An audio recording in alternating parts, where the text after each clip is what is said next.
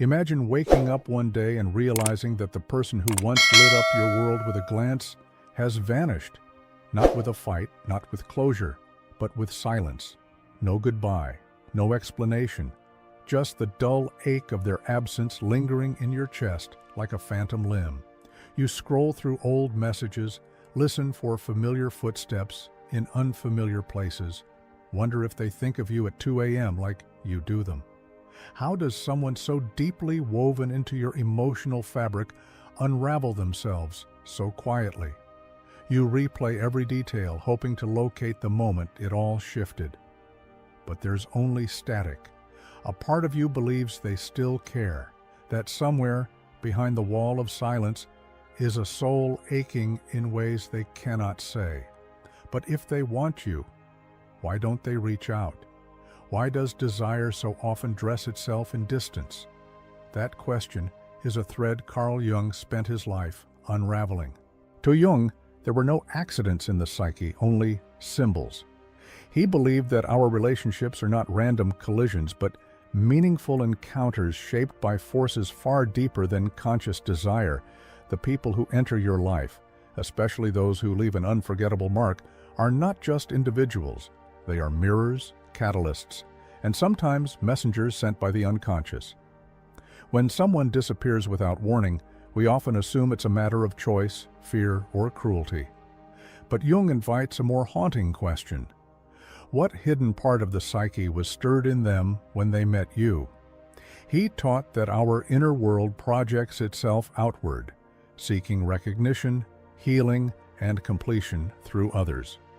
So when someone walks away without closure, it may not be a rejection of you, but a retreat from something within themselves awakened by your presence. What if their silence isn't about disinterest, but about a confrontation they weren't ready to face? This brings us to the idea of projection. What if the intensity you felt wasn't just chemistry, but a collision of unconscious truths? Jung believed we project the hidden parts of ourselves onto others, not deliberately, but instinctively. We see in them the courage we suppress, the wounds we deny, the love we crave. And in that reflection, something ancient inside us stirs. Think about the person who left. Did they feel larger than life? Did they awaken feelings you couldn't explain? Yearning, familiarity, even fear? That's not coincidence. It's projection. You weren't just seeing them, you were seeing you. But here's the twist. They were doing the same. You may have mirrored something they couldn't face. A buried memory, a repressed emotion, a truth they weren't ready to hold. And when two unconscious shadows meet, it can feel electric, but also unbearable. Sometimes we don't run from others. We run from what they reflect back to us. This reflection becomes even more powerful when the shadow enters. The shadow, in Jung's view, is not evil. It is exiled. It is every part of you that was shamed, denied, or buried to survive. Your rage, your longing, your vulnerability. And in relationships, especially the ones that grip you without reason, the shadow often slips through the cracks. Now imagine what happens when your presence awakens their shadow. Maybe you reminded them of a parent's abandonment, or stirred guilt they've never admitted, or mirrored a tenderness they were taught to suppress. Whatever it was, it didn't just unsettle them, it threatened their identity. Because the shadow doesn't knock politely. It crashes through the walls we build around our persona, the version of ourselves we perform for the world. And when that mask starts to slip, many retreat. Not because you harmed them, but because you saw too much.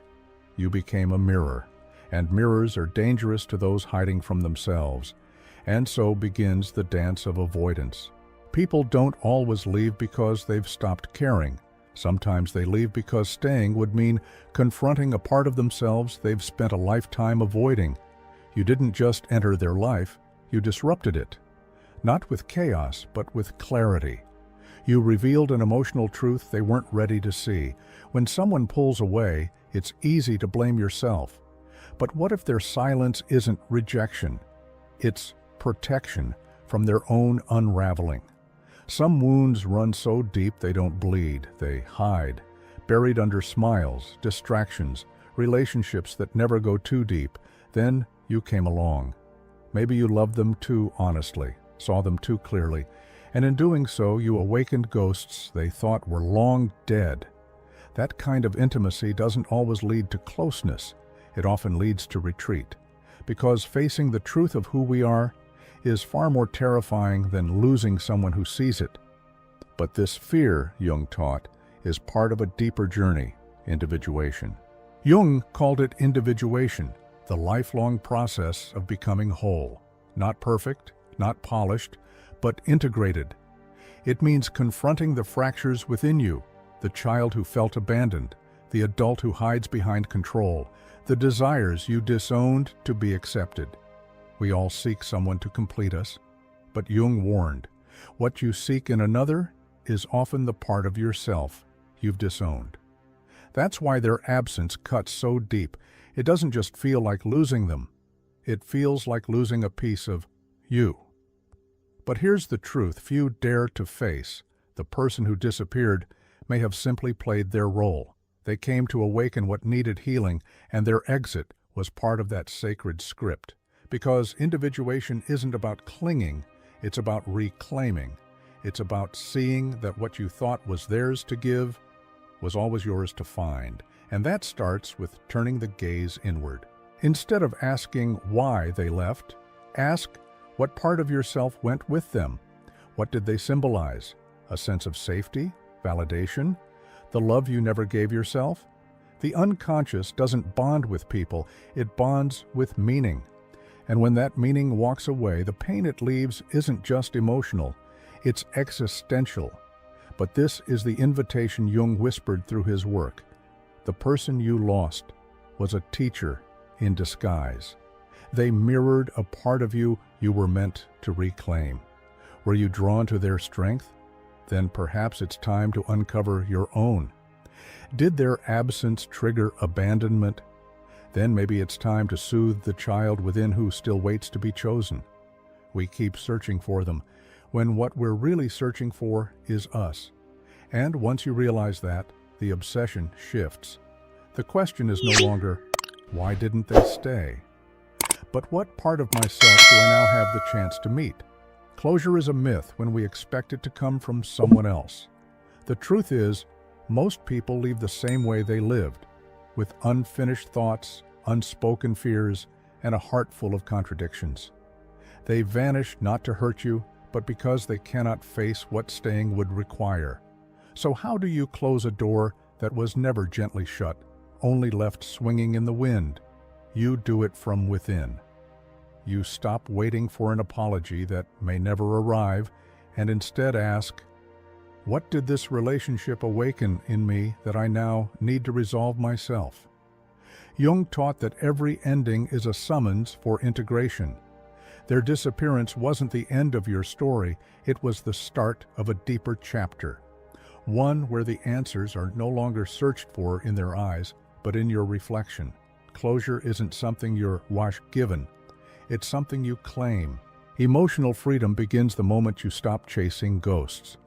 The moment you stop needing their words to validate your worth, or their return to heal your wound. That ache in your chest, it's not longing for them. It's the echo of your own abandoned self, waiting to be heard. Jung believed that liberation doesn't come from forgetting, but from facing. You look directly at the pain, you let it burn through the illusions, and in that fire, you discover something no one can give or take. Inner sovereignty. You realize that their silence is no longer a threat, but a teacher. It showed you where you were still enslaved by hope, still bargaining with fate. Freedom isn't detachment from emotion, it's detachment from dependency. You don't stop feeling it, you stop clinging. And in that release, something unexpected happens. You rise, not hardened, but whole. Because now, you no longer need them to return. You have already returned to yourself. The unconscious doesn't speak in words, it speaks in patterns.